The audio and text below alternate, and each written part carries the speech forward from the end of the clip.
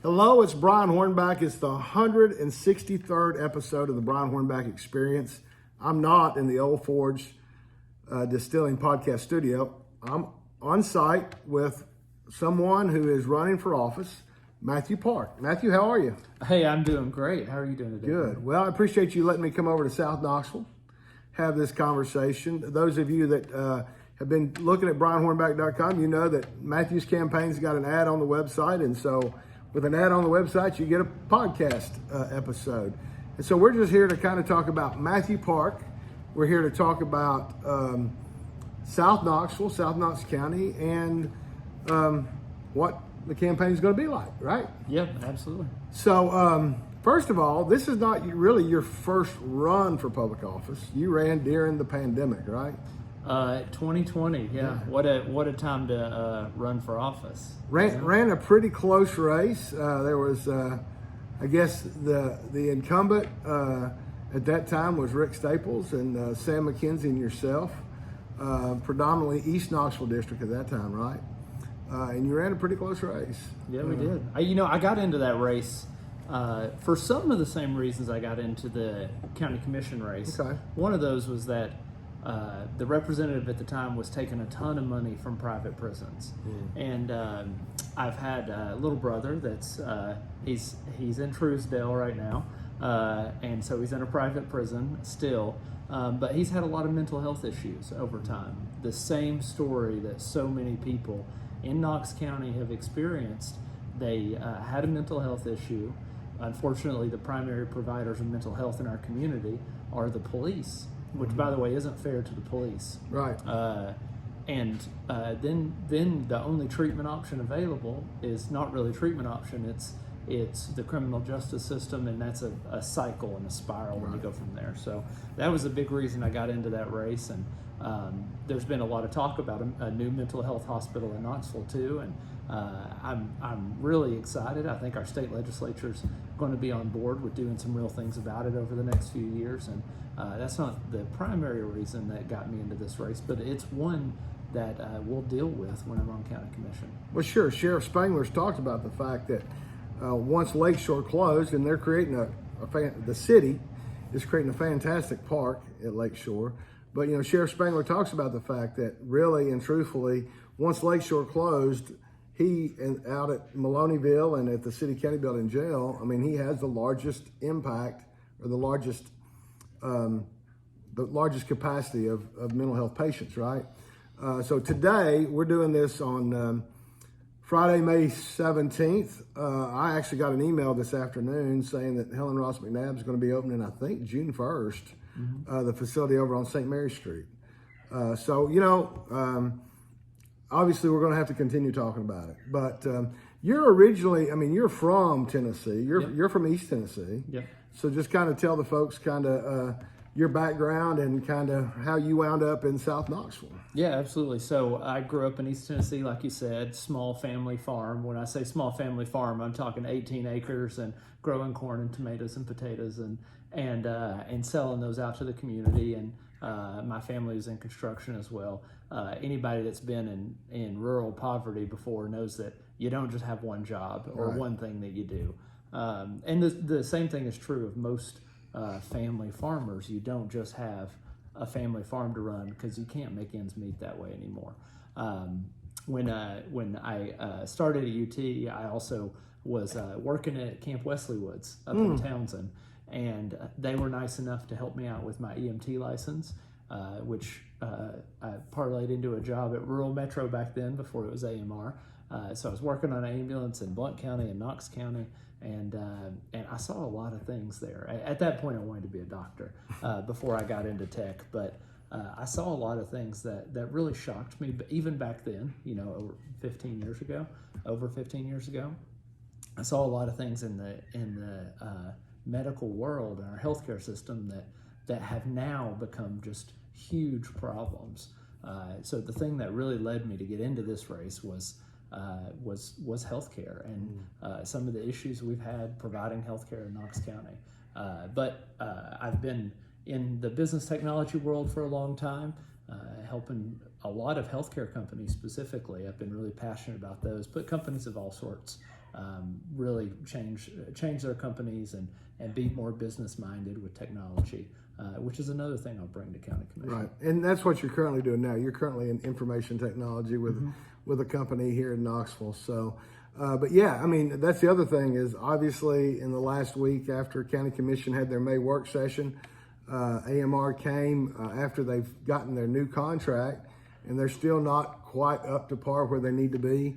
Local CBS affiliate last night ran a story about the ambulance issue that's still going on.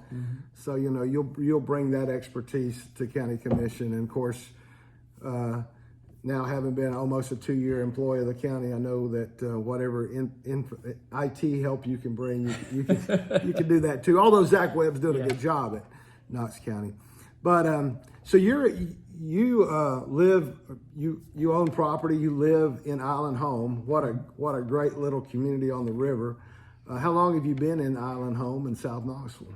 Yeah, I've been over here for a decade almost. Cool. And I think I've been, if I think about it, I think I've been president of the neighborhood association for maybe 5 years.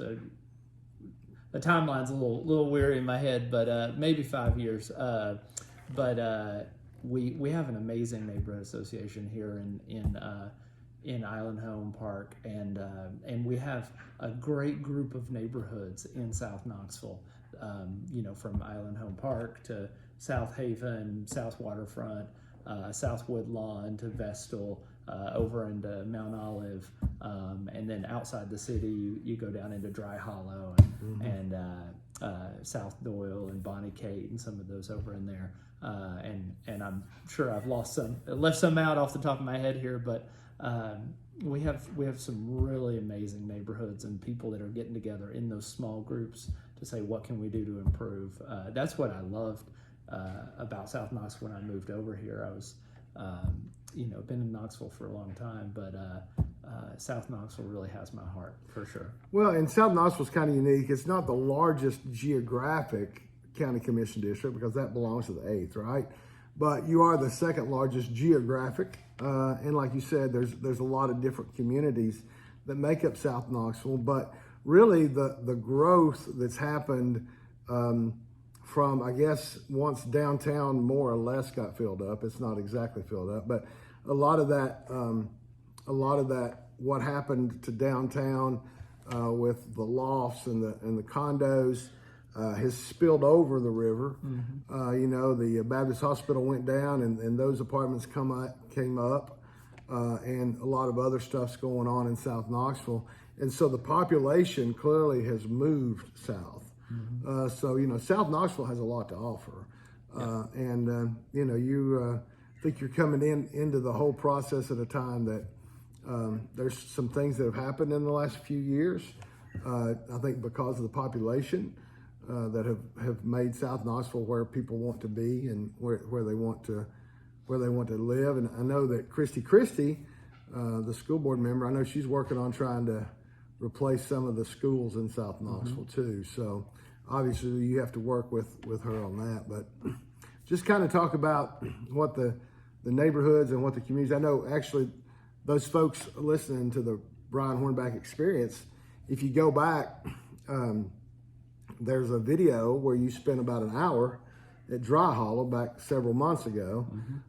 They're still dealing with that development that's going across the road there at Dry Hollow. But I guess that kind of leads us into, how can South Knoxville not have happened to the rural parts of South Knoxville is what's happened like in Dry Hollow. Let's just use Dry Hollow for example, because I think when you look at the infill that's happened in the city, right? And that's the city of Knoxville issue, not a county issue.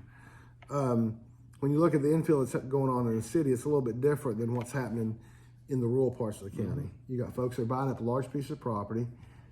Obviously, from a businessman's perspective, they want to get as many houses on there as they can, right? To make as much money as they can. But kind of talk about what you've seen, what you've heard, and your thoughts on and again, Knox County has had the whole advanced Knox. So I'm sure you've had a lot of conversation about that. I have, and we've given the Alliance of Neighborhoods in South Knoxville have been involved in that, giving a lot of feedback back to Advanced Knox. and also hearing a lot from places like Dry Hollow and others. The big thing for me is that, I believe in people's private property rights, and I don't think that the solution to our problem here is saying you can't build anything, and I don't think anybody in this race does. But some people try to say that the solution to losing green space, losing open space, losing our farms is low density development. But I don't know if you've seen a picture of what 2 houses per acre looks like. It ain't low density. Right. That's 2 houses an acre. Right. You could get rid of every tree and field in Knox County with 2 houses an acre. I think the key thing that we need to do, and if you look at my campaign material, this is what you see, is that we need to help farmers stay farmers and help families that no longer want to be farmers transition to new farmers, because there are lots of people that want to expand and be farmers. I disagree. Some people have said that the time for agriculture in Knox County is over. I wholeheartedly disagree with that. I think it's here and we're ripe for it. We also have an amazing opportunity inside the city to increase density inside the city, right up against the river. There's amazing places to do infill housing. I think about, and the city's been moving towards that, of saying, hey, let's move away from single family development inside the city, especially up along the corridors and near the river, near downtown. I think that's where, if you increase density there, you allow the population to grow, you allow our infrastructure to grow, because if we keep the urban sprawl going, we're going to bankrupt the county. Right. That's approving 2 houses an acre over every piece of land in the county is not a fiscally conservative place to be, because the county cannot support the maintenance of the infrastructure for urban sprawl across the county. That's just a fact. That's a straight up numbers thing. Right. The only thing that's allowed us to avoid a property tax for the past 20 years, and actually, if you look at the tax rate, a property tax decrease for the past 20 years, has been the growth of the county. Right. And if we don't push that towards the city, we're going to lose our farms, we're going to lose our green and open space, we're going to lose our hillsides, we're going to lose all those things that makes Knox County beautiful. So we have to push that into the city, and the city's open to that. They're supporting and promoting that. And I think as the county, we can help the city promote a higher density housing inside the city and along the corridors, and those places like Dry Hollow create programs to help old and new farmers take that property, farm that property, and turn it into something productive from that standpoint. But I don't think the answer is urban sprawl. Well, and I think really the county leaders need to understand that when people when houses grow in the city, it's still producing county revenue. Correct. It's not producing as much county revenue, but it's still producing some county revenue, and I think folks need to understand that. So, that's I think that's probably the biggest issue that I heard in the primaries is kind of the advanced Knox. And I think when you look at the results, particularly out in 8th District, the 8th District really hasn't had a competitive race. And when we talk about the 8th District, we're talking about those folks from Halls to really the border to just like John Sevier, Ramsey, Riverdale, that actually you've got Ramsey and Riverdale, I think, in the 9th District, right? Those 2 precincts over there are in have yours. moved over now. Yeah. I think they're probably cut in half. So you got to jump the river now. But anyway, but when we talk about that, those districts really haven't had competitive races.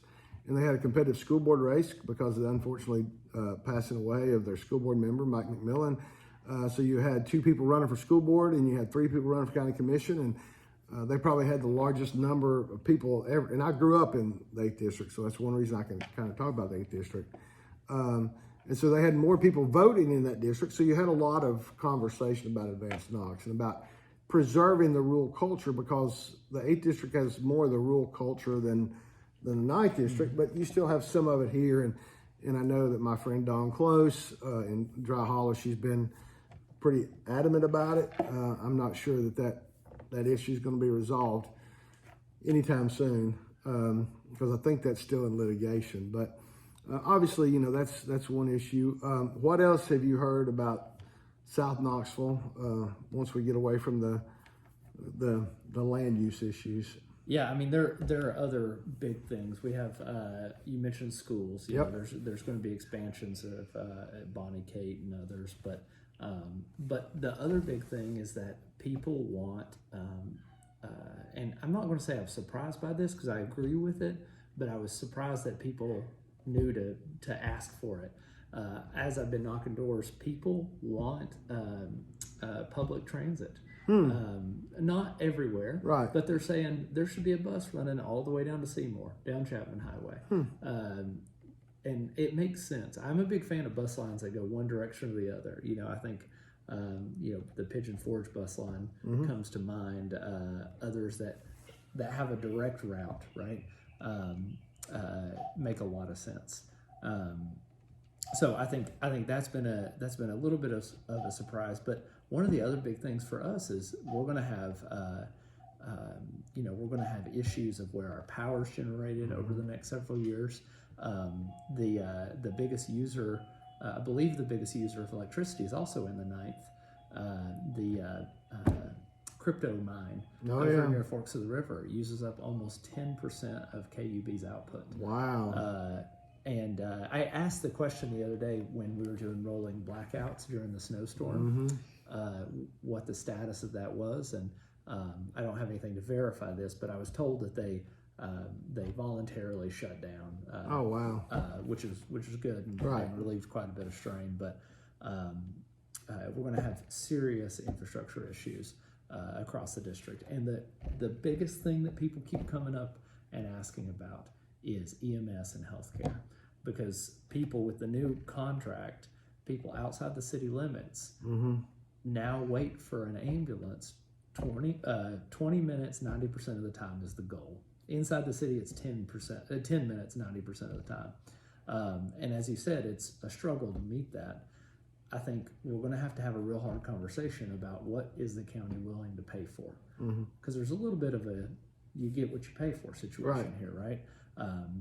AMR, and I've over and over thought this is not a change in providers. That's not going to fix this, because you know what's going to happen if we hire a new provider. Right. All those men and women out there, they're going to put on a new T-shirt, and they're going to slap a new logo on the side of the ambulance. It'll be sold off, and it'll be a switch. That doesn't give us more ambulances on the road. It doesn't fix the issues of the ambulance not being able to drop people off at the hospital because they've got these long waits. I did some ride-alongs. I don't know if you knew this with AMR. I said, hey, it's been 15 years since I was on an ambulance. Let's go do some ride-alongs. Shane Jackson and I went over to the 911 center, the E911 center this week, and saw, hey, what's dispatch look like? When I was riding along on the ambulance, man, I saw so many interesting things. We went the first lights and sirens call we got was over to the corner of Middlebrook and Weisgarber. Motor vehicle accident. We get there, nobody around, nobody there. And Knoxville Fire Department responded as well, looked around, couldn't find anybody. We all went about our merry way. And I said, how often does this happen? They said, oh, quite a bit. The OnStars of the world and other things trigger these either false alerts or alerts where people's airbags go off and then they drive away. Right. You know, they hit a power pole or they... and they might have been drinking when they hit something, and the best thing for them to do is drive away so they don't get a DUI, right? It was like 4 p.m. Or so whatever. I really hope it wasn't. Okay. Yeah, drinking and driving is not good any time of the day, but I hope that wasn't it. Right. You know, I think that is the biggest issue that keeps coming up. And I know underpinning all of that, people don't talk about this until recently.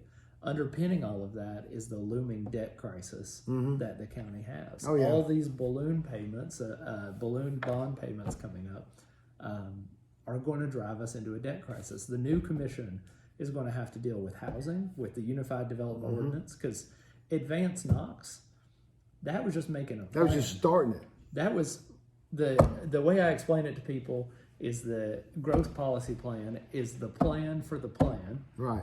It's the planning to make the plan. And then the cumulative plan is the actual plan that we plan to make. But then the UDO, the Unified Development Ordinance, is changing people's property rights. Right. You really haven't seen anything yet when it comes to the amount of community input we need, the length of the meetings. We're going to have to do some real in-depth thinking and mix all that together with ambulances and looming debt crisis. The next commission is going to have some real hard work and some real hard decisions to make. Along with the next mayor. Along with the next mayor. Because this commission, there's 7 seats up in 2024. So by the time these 7 new commissioners or 5 new commissioners happen, then in 2 years you're replacing the county mayor in 2026. And so, within the first 2 years, some of you will be able to get up to speed quicker than others, obviously. But, at the same time, you're going to have a mayor change. Mayor Jacobs made it pretty clear that he's going to continue the no tax increase, which I know that's what the majority of Knox Countyans want. But as you mentioned, every time a new subdivision goes up, that allows the growth so that now our taxes are $1.55 per 100 assessed value. But yeah, so, matter of fact, just this last week at County Commission work session, a gentleman came and spoke at County Commission and said, I waited for 20 minutes for my son to get an ambulance, and ultimately he ended up driving himself driving his son to the hospital. And really, just to circle back to that issue for just a second, I really think at some point the government leaders really have to try to get the ambulance company, AMR, and all the hospital providers together, because it's kind of like the old days and even today, where the county commission can say, where the school board can say, well, we can't raise taxes, so we can't do what you want us to do for schools because the county commission is a funding body. And so it's one of those where everybody's pointing fingers at one another, which, I understand what the ambulance company, what AMR is saying is that, we roll somebody in and, we have to sit there for 8 hours. I get that, but at some point there needs to be a plan for a transition so that the ambulances can get back on the road, right? Yep. At some point we have to, I'll just say it, the healthcare system is broken. Right. That, if you disagree with me on that, we can sit and talk for a while, but the healthcare system is broken. It's not an AMR thing. It's not a UT Medical Center thing. It's not a Park West thing or a Tenova thing. And there's the insurance companies are in there too, right? Oh yeah. It's a multi-pronged problem. Yeah. But yeah, so it's there's a lot of things that are going on that the next commission is going to have to deal with. So, what's been your perception of the current commission? How they? Obviously we know that 2 years ago, 6 ladies became the voting bloc of the county commission. That's probably going to be close to about the same. Do you think that the commission? What's your thought about the dynamics of commission and how Matthew Park being on commission? How do you envision working with those other 10 people? Because there's 11. There's 9 districts, and then there's 2 at-larges, Larson J. and Kim Frazier. So I've got pretty good relationships with everybody on commission already. I've also been really impressed by the work of Kim Frazier. There's very few people that know as much about planning as she does outside the planning staff. So I've been really impressed by her work, and I'm looking forward to working with her on the planning stuff. Obviously, Courtney Durrett officiated my wedding. We were just talking about before this. So her and I have a good relationship, and I think everybody on commission, for the most part, are doing what they think is right for Knox County. There's nobody that I want to stand up and say, hey, that person's in it for themselves or their business. For the most part, the commission I think that we're going to end up with, when I look across the board, I think they're in it for Knox County, and I'm excited to be a part of that. I'm excited to work with all those people. I think we're gonna have people in there that I think can put party aside. I don't think any of us, especially me, bring party ideology to county commission. There's by the way no party ideology that tells you whether you need a roundabout or a red light. It's true. There's no party ideology that tells you is that 2 units an acre or 5 units an acre. I think if you go asking around, you're going to get some very different answers of people of both parties. So I think that we're going to have a good commission that's going to do some good work, and I'm excited to work with those people. And I really won't care about the party. I'll care about getting things done for Knox County. I thought it was interesting last year when the 6 ladies came on, and it kind of shocked people who was not really watching when Courtney Durrett became the chair, Madam Chair. And of course she had it for a year, and then now Terry Hill is the chair lady. But I think for the first couple of months, it was obvious that the gentlemen that were left were trying to figure out what's going to happen now. But I thought that Courtney Durrett did a good job of melding the commission, and now Terry Hill's done a good job. You see some frustrations, I think, obviously for those of us that, people like me that watch every governmental meeting. Thanks for the pandemic for giving us live streaming. Because I was texting some city council members, and they're like, "I can't believe you watch this." And I'm like, "What else is there to do on a Monday on a Monday evening except watch you all for 4 hours?" Yeah. But I think for people that watch it, I mean, they can see some of the dynamic, but for the most part, decisions are made. Mayor Jacobs, I think, understands that he has to work with commission. Yeah. And so he works with the commission that the people elect. So. And the mayor's race is going to be interesting. We're 2 years out. We've already got 2 candidates at least that I know of that have declared. Yep. So the mayor's race is going to be interesting. I think we'll hopefully end up with a mayor that can solve a lot of these issues and can work well with commission. Right. And I think it's commission's job to work well with the mayor too, and to spend time. You don't on commission. You don't get to show up for the work session, to show up for the voting meeting and call it a day. Right. You have to spend a lot of time with the mayor and his staff or her staff, and spend a lot of time with each department and with the sheriff and other elected officials in the county, because this is another thing I don't think people realize. The county is a totally different form of government. Oh, absolutely. People pay attention, I think, more to the city than they do the county, but it's a totally different form of government. It's not a strong mayor system. Right. So I think that'll be one of my goals, is to also teach people about how the county government works. Right. Because I think we really have to at least left that by the side, and people like to focus on the city a lot more. Right. Well, yeah, you do have 2 Republicans that have announced for county mayor. There's probably at least 1 state representative that's probably going to announce for county mayor. I think there could still be a potential county commissioner out there that wants 3 get in, wants 4. And then, I still suspect that there's probably somebody in the private sector that would want to get in. So, you're probably looking at anywhere from a 4 to 5 person Republican primary. And, the Democrat Party's done a pretty good job of ensuring that almost every office has been challenged. So I'm sure there's a Democrat out there that will wager in. So, I mean, and then in 26, in addition to the county mayor, you're going to have the open sheriff's race.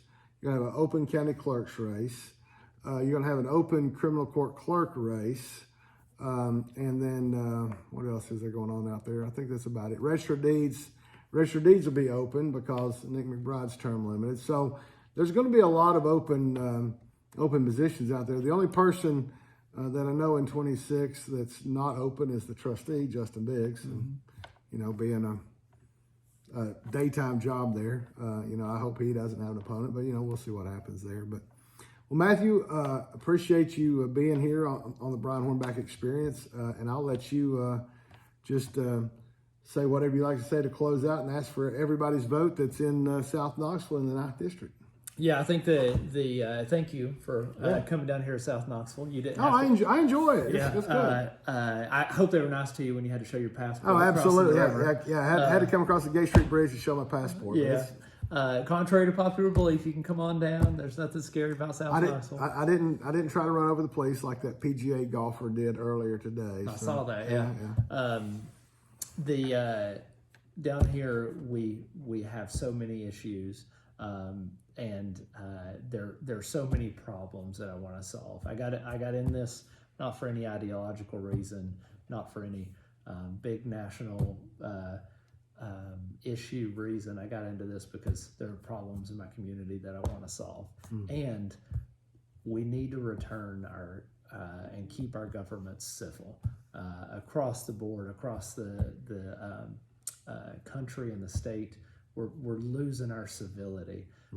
If you listen to our two former governors on their podcast, they talk a lot about civility and how we maintain that regardless of party or ideology. We need to be able to talk to one another about issues and disagree and not agree to disagree, but talk through them and come out of those disagreements with real solutions.